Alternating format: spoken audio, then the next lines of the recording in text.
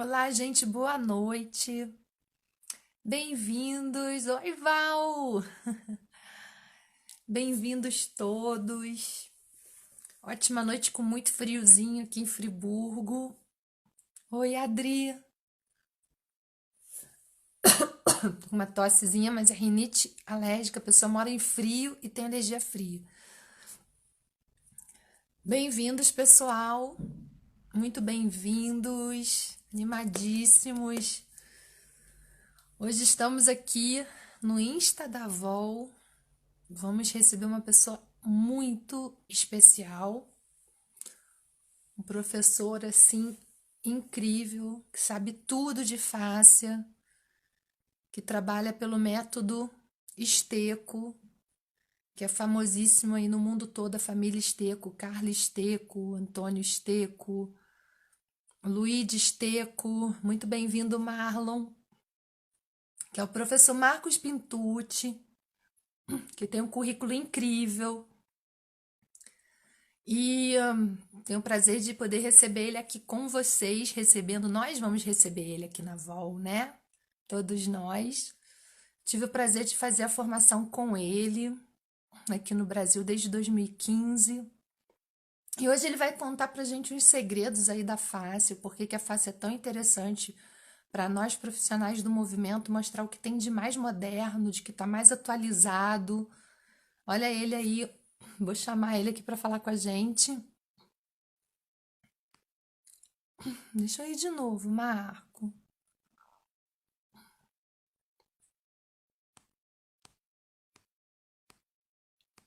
Marco, você tem que me. Ah, deixa eu ver se eu consigo te incluir aqui.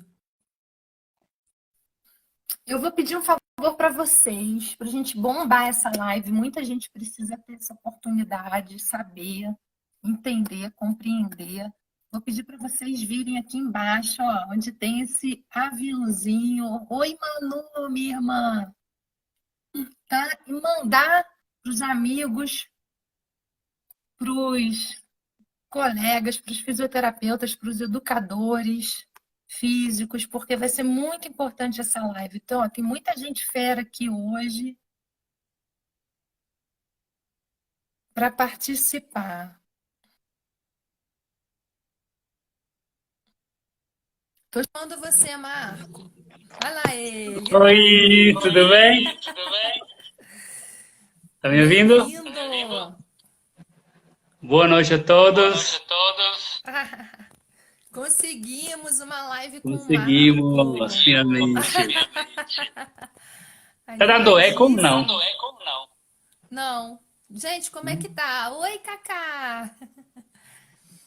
Como é que tá o volume? Bem-vindo, Emerson. Bem-vindo, Cris. Tô falando aí com o pessoal da live. Muitos já te conhecem, muitos vão te conhecer hoje. Pronto. O Marlon tá aí, a Uau, tá Edna. dando eco. Tá dando eco. Você tá com o Hum, microfone? Eu não. Nem eu. Será que a gente tá dando eco do meu? Vamos falar, peraí. Vamos tentar, eu vou colocar a fone, se ajuda. Peraí. Tenta aí. Gente, enquanto isso, amores, vamos enviar para os amigos Agora esse tem eco? aviãozinho. Vê se tá melhor o som. Abaixa o som do celular. Eu tô com fone. E aí? E aí, gente, como é que tá? Fala aí, Marco, pro pessoal ver aí. Como é que faz pra... Fone? Tá assim, sem fone. Igual. Vamos lá. Vou tentar de sair e entrar de novo, então.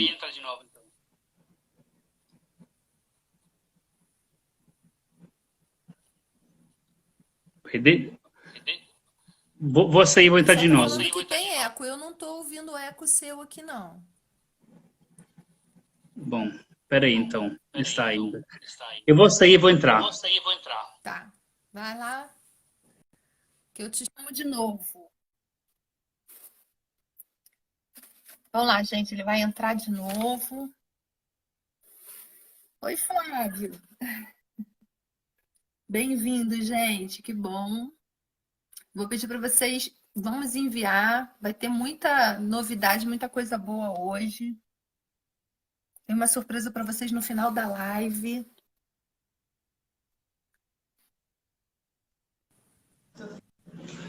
Vamos ver aí. Fala aí, Marco. Fala mais. Tá me ouvindo bem agora? Eu tô, deixa eu ver o povo. E aí, gente, amores, como é que tá aí? Vocês estão ouvindo bem? Boa noite, Carlinha.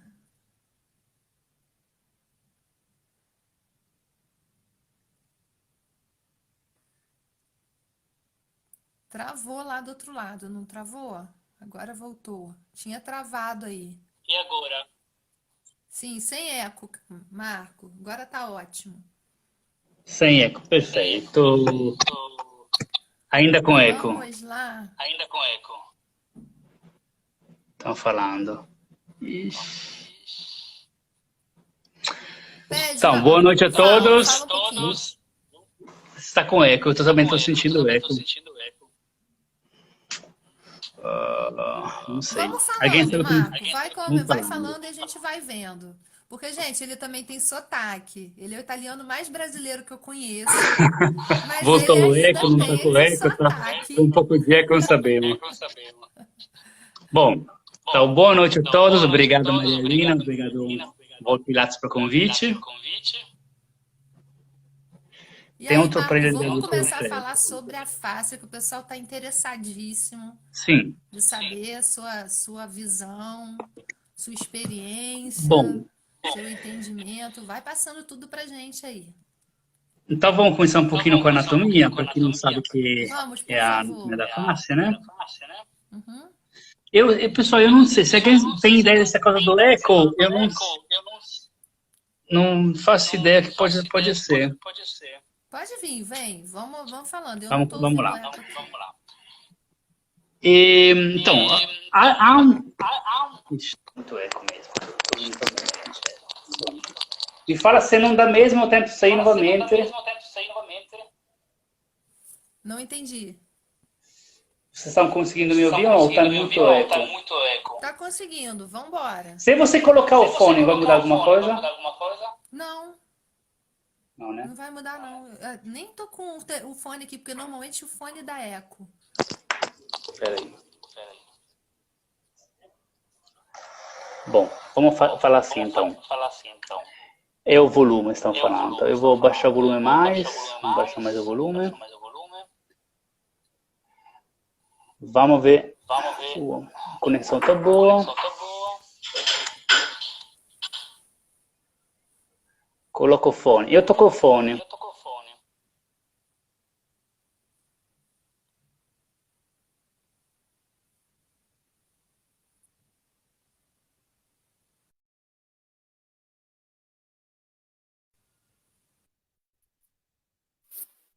Deve ter caído lá, gente.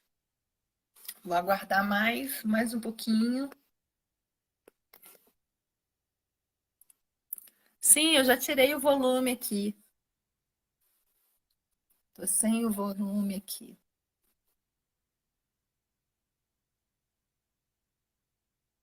Ele caiu lá do outro lado.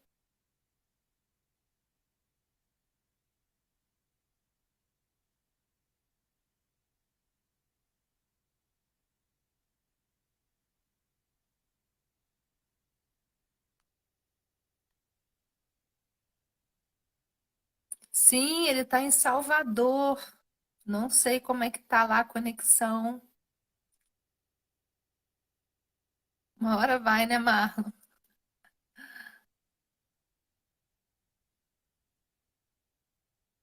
Ah, com certeza, vale a pena. Oi, tô de volta.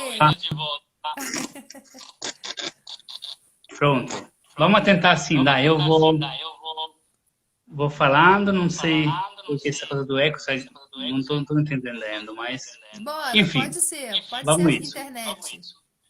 Pode ser. Então, vamos primeiro definir o que é face, né? Que acho que não para todo mundo tá tão claro.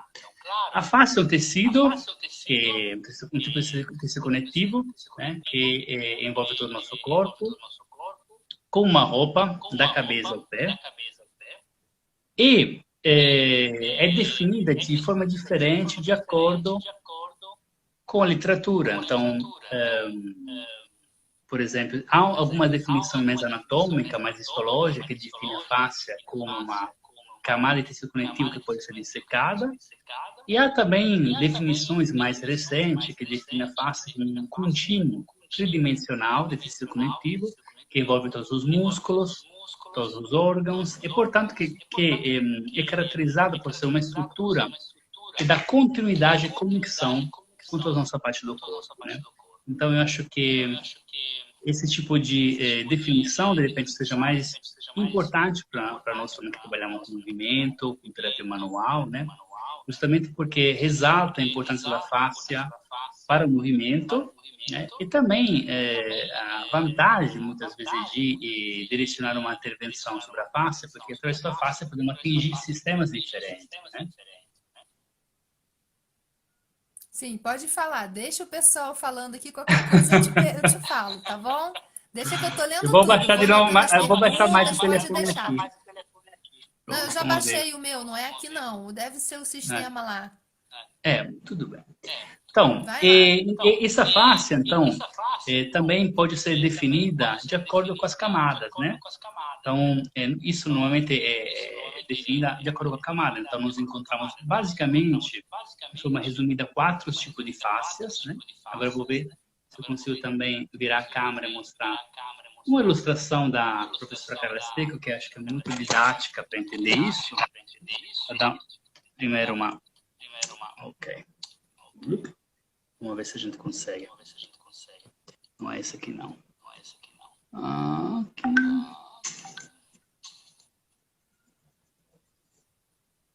Pronto. Ok. Essa aqui é uma ilustração das várias camadas de tecido que encontramos, né? Então, abaixo da pele, nós encontramos uma camada de gordura, que chama tecido adiposo superficial. Depois encontramos uma primeira face, chamada de face superficial, que é uma face mais próxima da pele. Depois encontramos uma camada de tecido adiposo profundo. E nesse tecido nós encontramos esses septos verticais, que são chamados retinácula cutis ou retinácula da pele. E abaixo encontramos aquela que é chamada de face profunda, face muscular ou face musculorum em latim, né? Que é a face, basicamente, que está mais relacionada à parte muscular, aos músculos. Depois também temos outros tipos de face, como por exemplo a face meningea ou neural, que está mais relacionada à parte nervosa. E depois a parte de face interno-visceral, que está relacionada à parte de órgãos. Para nós que trabalhamos com movimento, ou até o fisioterapeuta trabalhando com dor, a mais importante para nós outros, de repente, seja a face profunda, a face muscular. Que, por suas vezes, pode ser classificado como face aponeurótica ou face epimedial. Mas cada uma dessas faces, na realidade, é importante. Então, a gente podemos, de repente, iniciar falando um pouquinho da face superficial. A face superficial, que é a mais superficial e mais próxima da pele, é uma face também ricamente nervada. Vou mostrar algumas imagens para vocês. Aqui, por exemplo, uma imagem da região abdominal. E essa aqui. Aqui vocês podem ver, essa aqui é chamada de face de escarpa, porque em várias regiões do corpo, ela foi nomeada de acordo com os anatomistas que descreveram por primeiro essa face, né? Essa face de escarpa foi descoberta ou descrita primeiro por um anatomista na Itália, em Padua, chamado Antonio Scarpa, por isso que pegou o nome de Scarpa, né? E aqui, basicamente, é uma face que está abaixo da pele. Aqui teria a pele, que é removida, uma camadinha de gordura, a face superficial. Depois, aqui embaixo, aqui normalmente é a face superficial, embaixo tem mais uma camada de gordura, depois tem a face residual, face muscular. E essa face superficial, ela é importante principalmente para o sistema linfático, porque nessa face superficial nós encontramos canais linfáticos, vasos perfurantes, também veias importantes. Né? Olha uma imagem aqui da vena safena, por exemplo. Né? Então, essa aqui é uma imagem da vena safena. E nos membros inferiores, vários estudos de dissecação mostram que os grandes vasos superficiais são incluídos numa bilaminação da face superficial. Portanto, essa face superficial, digamos assim, é mais importante para a parte linfática, então, porque de repente tem mais um trabalho mais focado na parte do sistema linfático, pode ser muito importante. Também para a parte de circulação superficial e também para a parte de proteção de nervo superficial. É também uma face que tem uma importância do ponto de vista imunológico e de termorregulação. E há uma inervação também, principalmente simpática. Portanto, isso também pode ter uma influência até em relação à dor e algumas queixas dos pacientes. Agora, para nós que trabalhamos mais com movimento, de repente, a face muscular ou profunda tem uma importância maior. Marco, Então, por exemplo, de acordo face com... superficial com a dor pontual, um trigger point, por exemplo. Trigger point, não entendi a pergunta. A face superficial com dores que são mais localizadas. Ela pode ter a ver com dor mais localizada, como, por exemplo, ter uma junção com trigger point, com qualquer coisa. O trigger point, na realidade, talvez seja mais relacionado à parte de facete mesial, mais profunda. A superficial pode estar relacionada ou um problema da parte do desliga o som volpilar. Então, você tem que desligar o som quando eu falo. Vamos tentar assim. Eu estou desligando, mas não... Pronto. Vamos ver agora. Ainda tem eco? Caiu? Não. Não caiu, não. Então, a face superficial é mais importante para a parte de sistema linfático, então pode ser para uma atração linfedema. Linfedema sempre tem uma atração na face superficial. Tá assim com eco. Ixi, ainda com eco. Eu não sei como é resolver essa parte do eco. Vamos ver se eu não sei. Se alguém souber alguma coisa para me ajudar, como faz? Será que é essa parte aqui? Marco, mas continua, não tem problema não. Eu vou deletando aqui, tá dando para ouvir. Tá bem, então vamos lá, vamos tentando de ver se funciona. Então, essa face superficial pode ser mais importante a parte linfática para alteração, para compressão de nervos superficiais. Termorregulação, então, por exemplo, queixa de uma área do corpo que fica mais fria. E também a parte de em relação de dor, pode ser dor mais superficiais ao topo.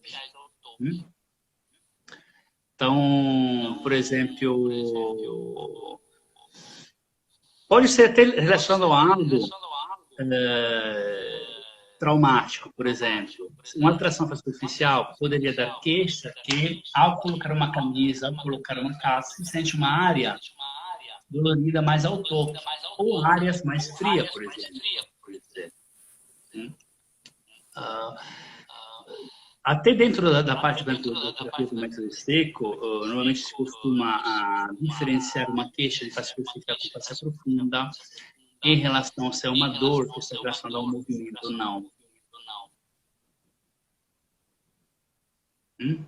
Marco, deixa eu te pedir um favor. Vai falando e deixa que eu resolvo o que está sendo escrito aqui. Deixa comigo. Ok. Vai falando. Não se preocupa com isso aqui. Deixa que eu faço. Então, esse superficial, de repente, para nós é um pouco menos importante, né, em relação ao essa face profunda, muscular, muitos autores não diferem, né, definem como é face musculatura. A professora Carla Stecco, que é uma das maiores autoridades na anatomia facial, assim, classifica a face profunda muscular em face aponeurótica e face epimesial. Então, a face aponeurótica, nós podemos pensar tanto com face lata, face trocolombar, enquanto a face epimesial é o epimísio do músculo, o tecido conectivo que está ao redor do músculo. Eu vou mostrar algumas imagens para vocês, mas basicamente uma das características da face aponeurótica é que é uma face que basicamente recobre vários músculos. Então, é basicamente a face braquial, a face antebraquial, que em regiões do corpo diferente é nomeada de uma forma diferente. Mas é como se seja uma roupa que envolve a nossa extremidade e também o tronco, né? Então, por exemplo, vou mostrar uma imagem da face lata.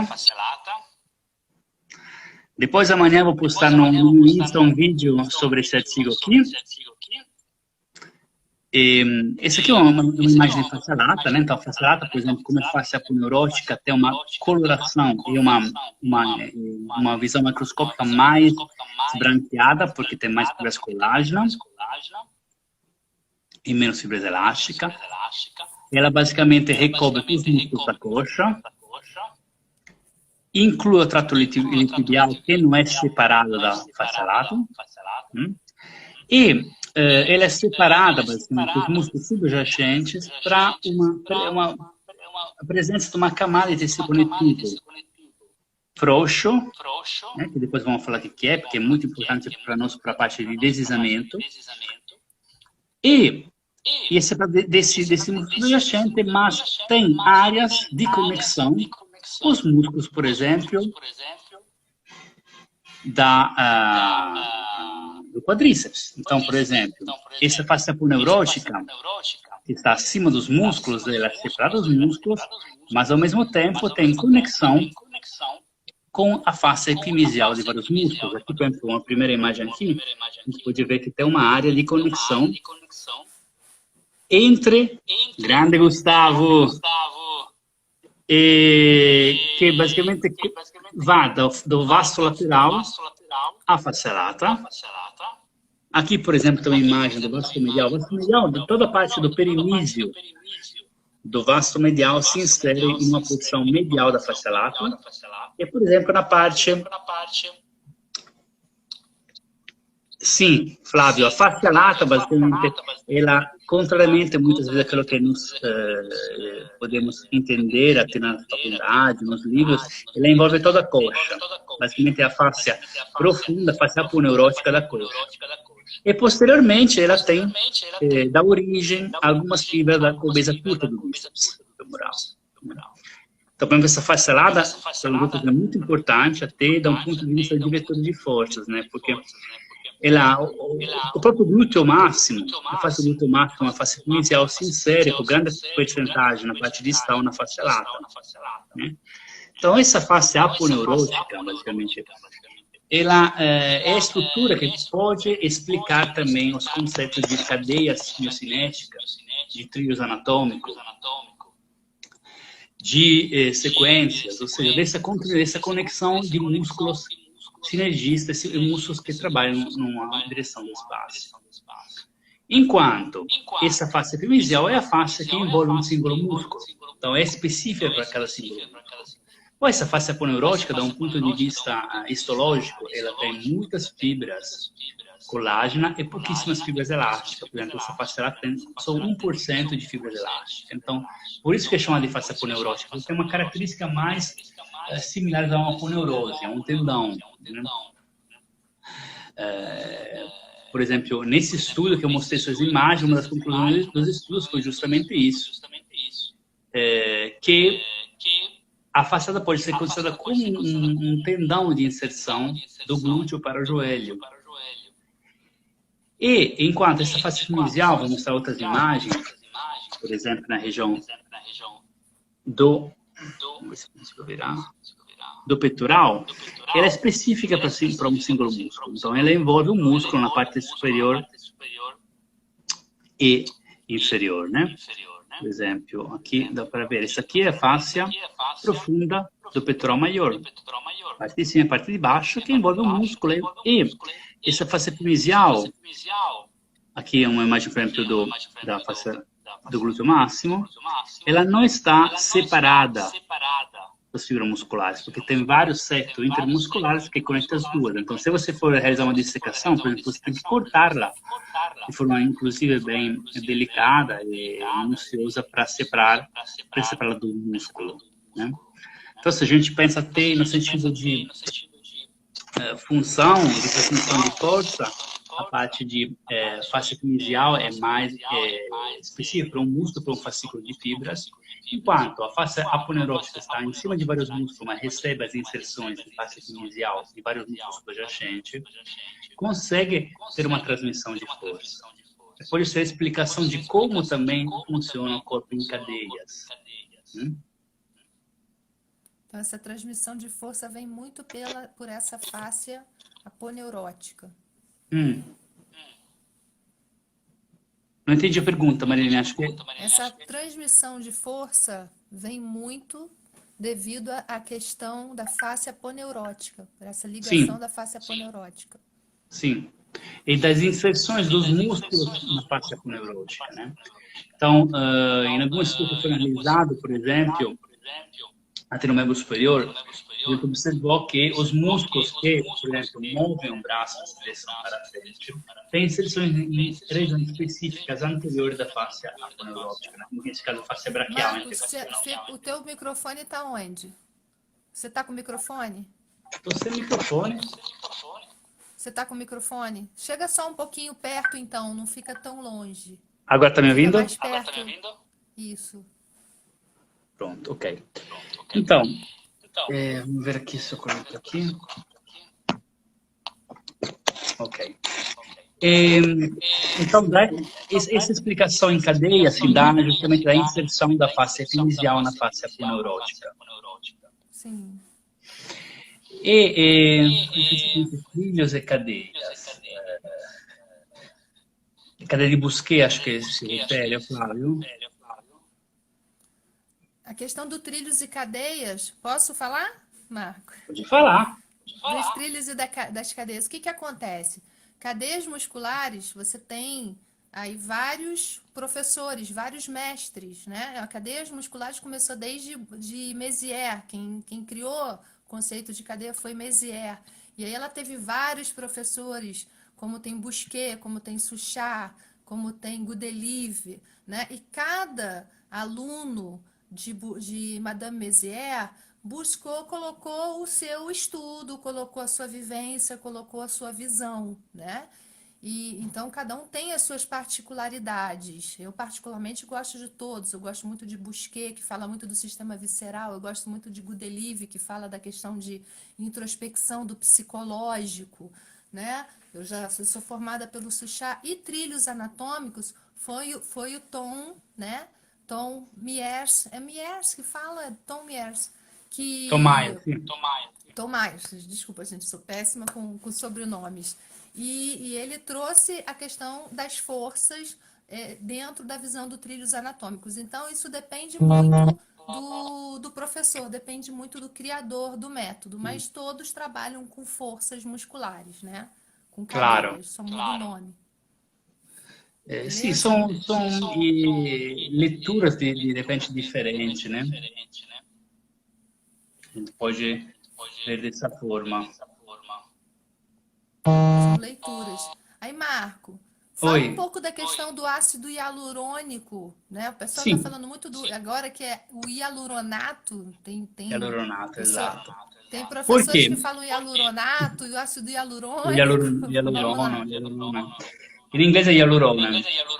Basicamente, até agora a gente falou de componente fibrosa de face, né? Então, entre essas várias camadas, por exemplo, Essa face aponeurótica, inclusive, eu acho que talvez esqueci de falar isso, é uma estrutura multicamada, né? Então, por exemplo, na face lata, naquela imagem que a gente viu, na parte proximal a gente pode ver que tem a presença de três camadas, né? Deixa o áudio, tá? E da um ponto de vista de camada fibrosa, entre essas camadas nós temos tecido conectivo frouxo, né? Então, matriz celular e um dos componentes principais da substância fundamental da matriz celular é o hialuronano, ou conhecido também como ácido hialurônico, né? Que é um glicosaminoglicano,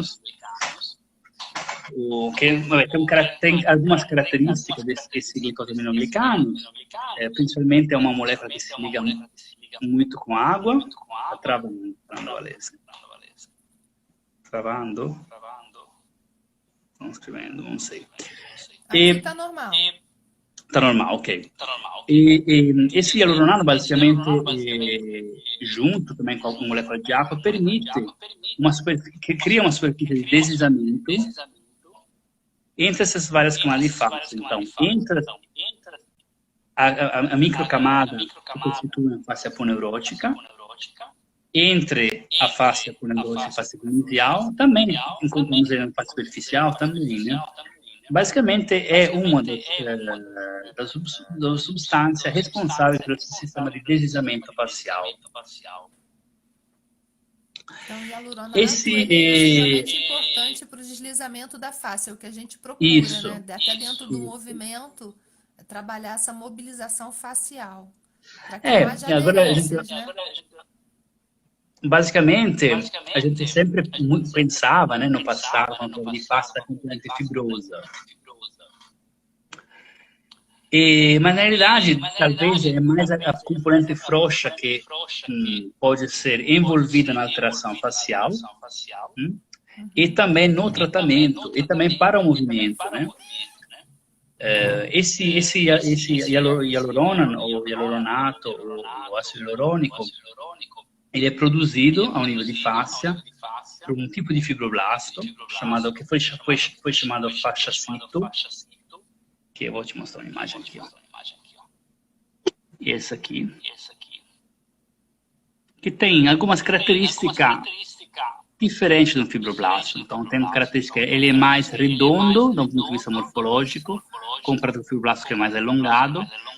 E, basicamente, a diferença principal é que ele responde a força de deslizamento, produzindo hialuronano. Então, produzindo um glicosaminoglicano que favorece o deslizamento das várias camadas. Enquanto o fibroblasto, respondendo à carga, ao alongamento, ele vai produzir a componente fibrosa, fibra de colágeno. E esse hialuronano, claramente, é importante para a qualidade da matriz, né? Então, se te perguntar, você está ligado lá. Isso, Flávio. A gente vai falar já sobre a parte de densificação, mas é isso que você falou. Então, a qualidade do hialuronano é o que vai determinar também a rigidez ou não da matriz. Então, depois, a um nível mais macroscópico, o deslizamento entre as camadas. Então, já que o Flávio citou densificação, acho que de repente é importante sempre falar quais que são as alterações dessa face, né? Então, a gente falou que essa face tem vários tipos de face, aquela mais relacionada à parte de movimento é chamada de face profunda, que se divide na aponeurótica e mesial. E que depois temos toda essa componente frouxa que permite o deslizamento. Inclusive, esse hialuronano, o ácido hialurônico, ele é produzido em resposta basicamente ao movimento, ou seja, durante o movimento, durante o exercício, aumenta a produção desse hialuronano, desse ácido hialurônico, e deve aumentar para favorecer mais movimento.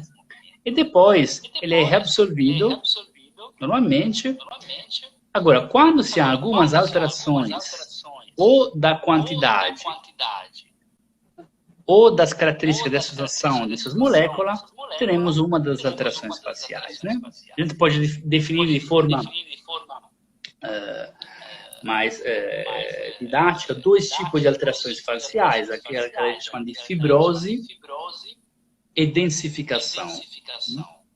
Então, a fibrose, basicamente, é a alteração da componente fibrosa das fibras colágeno, né? Então, é como um processo cicatricial,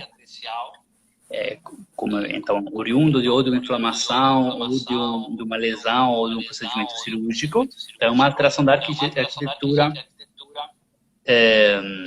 facial. L'audio è doppio. Você está falando italiano, mas...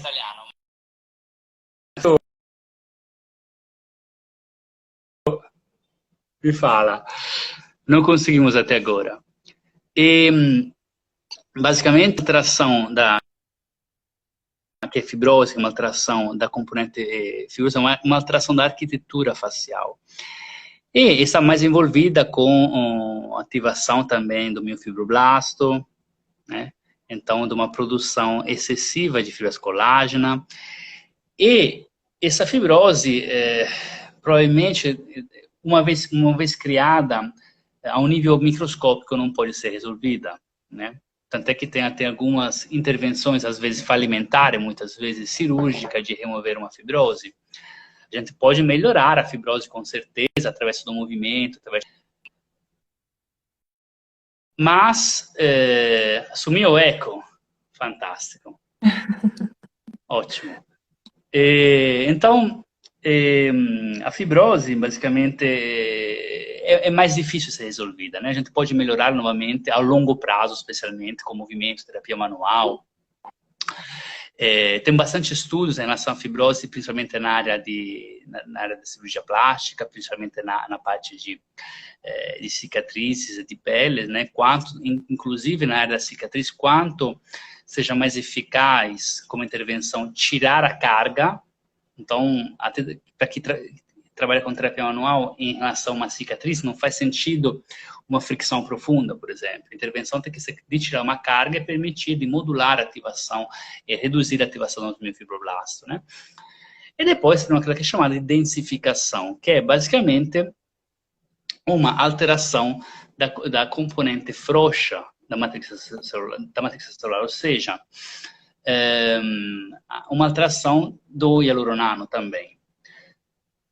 Esse excesso de miofibroblasto pode dar fibrose?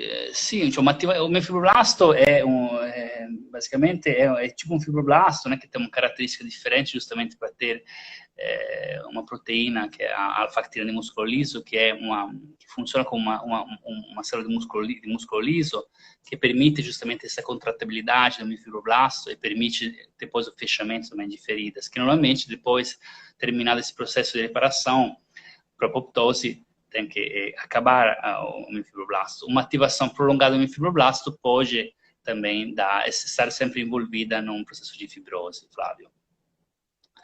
E a densificação, portanto, é uma alteração do hialuronano, que da sua estado de solução de líquido se torna um gel, né? Tem várias causas por isso. Em literaturas encontramos, por exemplo, fatores como a alteração do pH, que pode fazer que esse hialuronano diventa mais... A matriz se torna mais rígida. Sim, o hialurano acumulado causa uma densificação, é isso. E quando temos também uma concentração aumentada de hialuronano em uma superfície plana, então, esquecendo um pouquinho o que acontece ao nível de articulação, que a nível articular também é utilizada até a infiltração de ácido hialurônico para promover mais lubrificação. Enquanto em uma superfície plana, entre, por exemplo, o músculo, é fácil quando tem uma concentração aumentada e as moléculas acabam se ligando uma com a outra, teremos um aumento da viscosidade. Quando se aumenta a viscosidade, você pode observar também que as moléculas não são mais ligadas com a molécula de água, mas se ligam entre si, as moléculas de hialuronano. E, de um ponto de vista de causas, uma das causas principais também é, novamente, a imobilização, ou também, mais geral, uma falta de movimento, né? Sedentarismo, né, mano? Sedentarismo, eu acho que aqui é importante também, novamente, do movimento até para prevenção e para tratamento da parte de face. Ou seja, a face se trata sim com terapia manual, mas pô, o principal deve ser sempre um tipo de intervenção ativa, e de prevenção, inclusive, com o movimento como forma de preventiva, né? Então, essas são duas alterações principais. Um meio muito ácido se altera a rigidez da matriz também, com certeza. Isso poderia até explicar algum fenômeno que a gente observa durante uma atividade física intensa, por exemplo, que com a produção de ácido lático se abaixa o pH e aumenta a viscosidade, para se dar aquela sensação de rigidez. O movimento hidrata a fáscia. O que acontece, basicamente, é que você estimula também a produção de novo ácido hialurônico, de hialuroniano. Então, o movimento é super importante por isso. Até em uma visão, por exemplo, de terapia manual, a introdução do movimento é essencial, porque você, como depois podemos até falar um pouquinho sobre isso em relação ao tratamento de terapia manual para a densificação, o objetivo é justamente desagregar essas moléculas de hialuroniano e que o tecido volte a ser fluido. Mas, claramente, pô, o movimento te permite a reabsorção desse excesso e a reprodução de novo hialuroniano. Está sendo estudado, Marcos, os tipos de movimento que hidratam, né, mais a face. Então, a questão, você estava falando da questão do cisalhamento, que é a questão na mobilização dos espirais, do trabalho espiral, que o Pilates tem muito esse trabalho também, né? Tanto de várias direções e vários sentidos, e que trabalha também a mobilização facial, né, a ativação dos mecanorreceptores, não é isso? Quanto à questão dos movimentos também em a espiral, não é isso? Sim. Poi também tem todo esse lado importantíssimo, você tocou de estimulação dos receptores, né? Porque a face é um tecido altamente inervado, né? Então, quando a gente fala de face, há muitos, por exemplo, estudos que mostram a presença de mecanorreceptores passivos, rufini, terminação nervosa livre, receptores intersticiais, né? Então, todos esses receptores são ativados durante o movimento, durante o exercício. Então, isso também é muito importante, né? Especialmente vários receptores, como por exemplo eu chamo de receptor intersticial, terminação nervosa livre, ele tem limiar alto e baixo, né? Então, a falta de movimento claramente permite também mais percepção de mais estímulo nociceptivo, né? Então, o movimento tem todo esse lado também de ativação receptorial super importante. E a própria respiração, para, no caso, melhorar essa acidificação desse meio. Com certeza. Né? A oxigenação, melhorar essa oxigenação, melhorar esse pH. Com certeza. Tipo, tem vários trabalhos em relação a estado de hipercapnia, que se há uma alteração da acidez, depois, por suas vezes, também alteração também da matrix, e também relacionada a alterações faciais. Então, com certeza, a combinação... Bacana. E essas densificações, Marco, fala pra gente aí como essas densificações elas podem, no caso, interferir no movimento, né? Então, a pessoa que está ali querendo fazer fortalecimento, alongar, ganhar arco de movimento e não está conseguindo, pode ser por quê? Explica um pouco dessa densificação da face, que muitas vezes é difícil achar, né, essa densificação. Então, basicamente, essa densificação, que é um aumento da... Eu vou mostrar até depois algumas imagens de algumas imagens de ultrassonografia, por exemplo, como é que se vê essa densificação, que basicamente é um aumento da espessura, né? Mas basicamente, principalmente, é um enrijecimento dessa matriz. O que ela vai fazer, basicamente? Vai limitar o movimento entre as camadas, né? Entre as camadas de face epimicial e face aponeurótica, entre as camadas de face aponeurótica. É isso, clinicamente, que se traduz para a gente? Com menor ADM, né? Com menor ADM.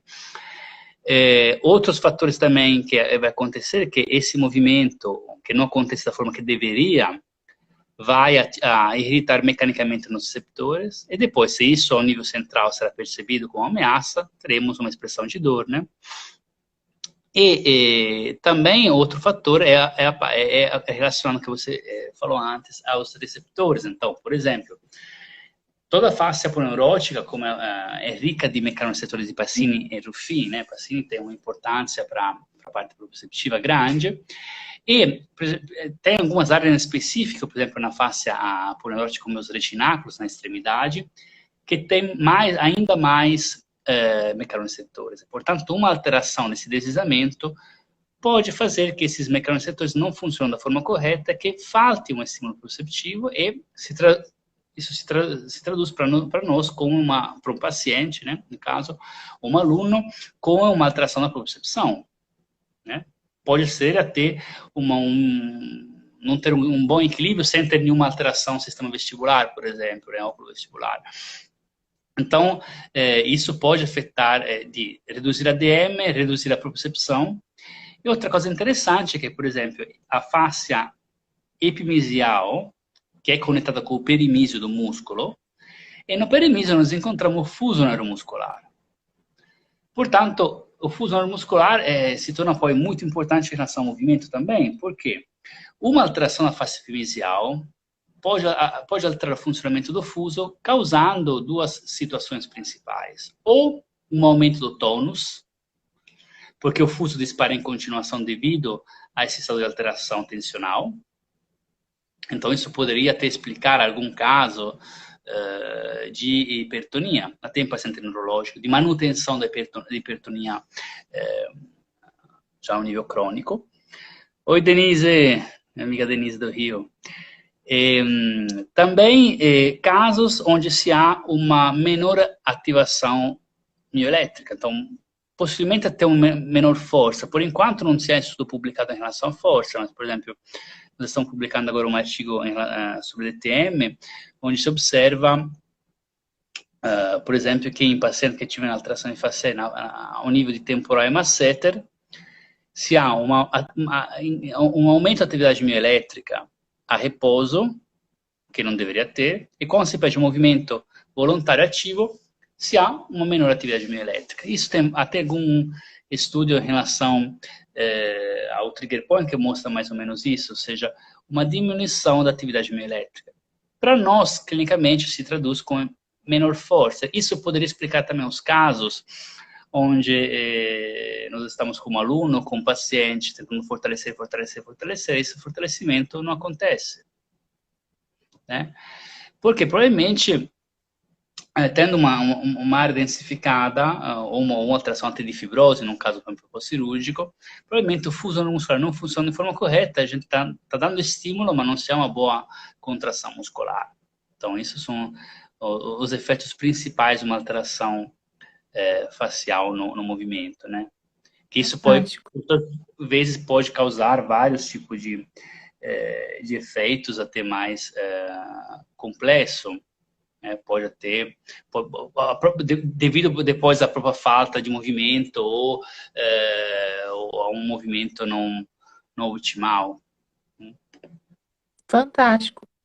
Tuti, o pessoal fala muito de liberação da fáscia. Como é isso? Existe liberação da face? Essa parte, eu vou liberar a face. Como é que é isso? É uma pergunta difícil. É uma pergunta que às vezes a pessoa não gosta de ouvir, né? Mas, assim, é um término comercial, acho que às vezes até para algum... Eu mudaria a narrativa, né? Não usaria uma outra expressão. Costumo utilizar uma outra expressão para os pacientes, mas às vezes o que acontece? Aquilo que a gente sente ao nível de percepção é a sensação de liberar o tecido e o paciente percebe isso. Então, se tornou um término muito utilizado. Pelo que nós entendemos que acontece, que quando se realiza, por exemplo, um caso de uma terapia manual chamada de liberação, a gente vai fazer o quê, basicamente?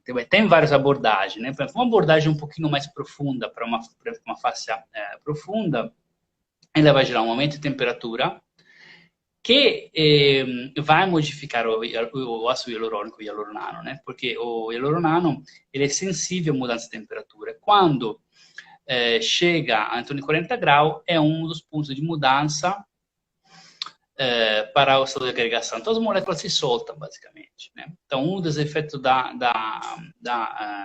liberação da manipulação facial, justamente o aumento de temperatura localizado nessas áreas, né?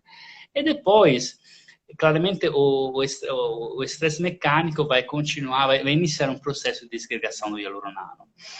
Isso é uma das explicações, principalmente mais baseada na parte tecidual, né? Por outro lado, a gente poderia dar uma outra leitura mais baseada na parte neurofisiológica, que ao estimular os receptores, né? Então, novamente, que receptores nós temos? Temos o órgão tendinoso do Golgi, que principalmente responde a quê? Responde ou contração ou alongamentos mais intensos, né? Sim, Simone, é mais um nome comercial no sentido que as pessoas entendem, mas o que acontece é que liberar, a gente não está liberando nada, né? Tá ou modificando a viscosidade do hialurônico, ou tendo um efeito, exato, ou tendo um efeito mais receptorial, ou seja, que estimulando esses receptores, o órgão tendinoso do Golgi, ou Pacini, que responde mais a variações rápidas de direção, fricção e pressão, ou Ruffini, que às vezes mais responde mais a pressões mais mantidas, mais constantes, ou os receptores intersticial terminação nervosa livre, que responde aos dois tipos de estímulo. Teremos várias respostas, né? Então, uma das respostas por esses estímulos Pacini, você está aumentando a percepção local, e pode também gerar depois um relaxamento daquelas fibras musculares, né? Por outro lado, se a gente faz um tipo de intervenção mais sustentada, mais mantida, esse estimula mais os Ruffini, depois que acontece que teremos basicamente uma diminuição da atividade simpática, né? Então, mais um relaxamento global. Se a gente pensa mais na parte da terminação nervosa livre, um estímulo de repente mais leve, assim, pode gerar uma sensação mais de relaxamento e de menor ativação simpática. Uma mais profunda vai gerar ou uma vasodilatação ou um extravasamento do plasma, que pode, por sua vez, afetar o estado da matriz, né? E também, em nível geral, tendo um estímulo, muitas vezes até vagal, se há um mais estado de relaxamento global. Então, são duas leituras. Eu acredito que no futuro, de repente, estudando mais a parte do sistema nervoso autônomo, se tenha mais resposta também naquilo que acontece ao nível de terapia, né? Que o futuro seja isso aqui, mais relacionado a isso. Mas há vários modos de leitura do que acontece na liberação, na manipulação. Ao nível de hialurônico, a gente tem alguns estudos publicados, seja feito com elastossonografia. Vou mostrar até uma agora, aqui, por exemplo. Olha, essa aqui é um relato de caso, né? Que aqui tem uma ultrassonografia. Então, opa, cadê essa aqui? Deixa eu aumentar um pouco. Aqui é o nível de gastrocnêmio. Isso em um estado de densificação, de aumento da espessura, e pós-tratamento que se reduz. O que se reduz é a componente frouxa, né?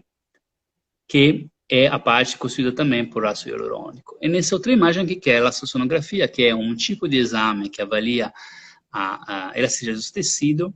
Você pode ver aqui o tecido mais rígido é expresso como cor azul para o software, e o vermelho e verde é mais elástico. Pós-tratamento aumenta o tecido mais elástico, mais macio, e diminui o tecido mais rígido. Eu vou abrir também aqui uma outra imagem de outro tipo de exame que foi realizado agora. Temos dois estudos chamados de... É um tipo de ressonância magnética. Deixa eu procurar enquanto eu falo aqui o estudo. Tier 1. Que basicamente mostra a agregação das moléculas de hialurônico com as moléculas de água. Em casos, por exemplo, de densificação, principalmente em paciente neurológico, quando temos uma alteração importante, algumas vezes já em estado de fibrose, se há um aumento das concentrações de hialurônico, onde as moléculas se ligam entre si e não ligadas com as moléculas de água, né? E che, nesse caso, nesse estudo, pós-tratamento com hialuronidase, que é um enzima que basicamente faz a lise do hialuroniano, se reduz essa concentração de hialuroniano. Deixa eu ver aqui se eu consigo abrir aqui algumas imagens. Enquanto você está abrindo aí, Marco, vai abrindo aí que eu vou dando uma mensagem para o pessoal. Perfeito. Olha só, gente, o professor Marco preparou, nós preparamos, a Vol também, um material para entregar para vocês, tá? Bem bacana. Os artigos, 2 artigos, não foi, Marco? Foi. 2 artigos. Um é justamente sobre fibrose e densificação. Olha que bacana, que todo mundo tem dúvida. E outro E o outro? E outro que é bem interessante, eu te postei um vídeo no Instagram sobre a sensibilidade da face à estimulação, aos hormônios sexuais. Estrogênio. Olha, isso é muito importante. Então, gente, para vocês receberem esse artigo, tá aí no Insta de vocês, eu vou pedir o seguinte, para vocês printarem, eu e Marco, marquem a gente lá no Instagram, lá na... E sigam Marco Pintucci, tá? Maria Aline Vol e fala eu quero. Manda um recadinho pra gente, ou pra mim, ou pro Marco, lá no nosso post, fala eu quero o artigo, que a gente vai mandar para vocês, tá? Mas tem que curtir a Vol, curtir não, seguir. Tem que seguir a Vol, seguir o Marco Pintucci e me seguir. E lá, coloca eu quero, que a gente vai mandar para vocês. Já tá prontinho aqui, tá? Esses artigos. Vindo direto do Pintucci, então vem de ótimas mãos. Essa aqui, até os artigos da parte hormonal, acho que é muito interessante para explicar algum fenômeno que a gente observa também em paciente idoso, que trata idoso. Não sei se aqui entre vocês tem paciente que trata... Você até ia falar sobre a parte hormonal, mas não vai dar tempo, Marco. Depois a gente tem que fazer uma outra live, só tem mais 2 minutos. Então, por isso que eu estou falando que tem esse artigo, vocês podem acompanhar dessa questão do que o Marco ia falar, que é a parte hormonal. Sigam o Marco, ele está com o Instagram dele bem bacana, postando vídeos, né, Marco? Vamos, agora eu vou começar mais. Sobre pelo menos 2 vídeos por semana sobre artigos. Traduzidos. Então, vamos responder as perguntas aqui e depois eu... Estão muitas de coisa amanhã, não, volta. Eu quero. Como se estimula essa enzima de quebrar o ácido hialurônico? Flávio faz pergunta fantástica, Flávio. Fala alto pra gente. Tem uma pergunta de Flávio, como se estimula a enzima de quebrar o hialuroniano? Esse enzima se chama hialuronidase. Agora, os estudos foram feitos com um enzima recombinado, né? Então, com infiltração. Há algumas evidências que se pode até estimulá-lo criando um pequeno processo inflamatório com o tratamento. Para o processo inflamatório assusta um pouquinho, mas com estímulo mecânico se pode estimular-lo. Aqui tem mais.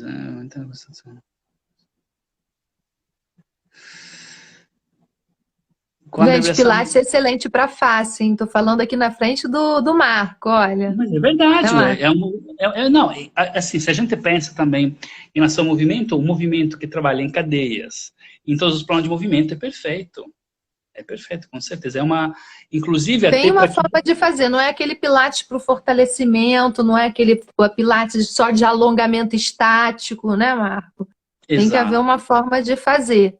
Exato. Né? Mas o Pilates serve para tantos fins que é fantástico. A questão é a forma de aplicar. O exercício é o mesmo. Perguntas aqui,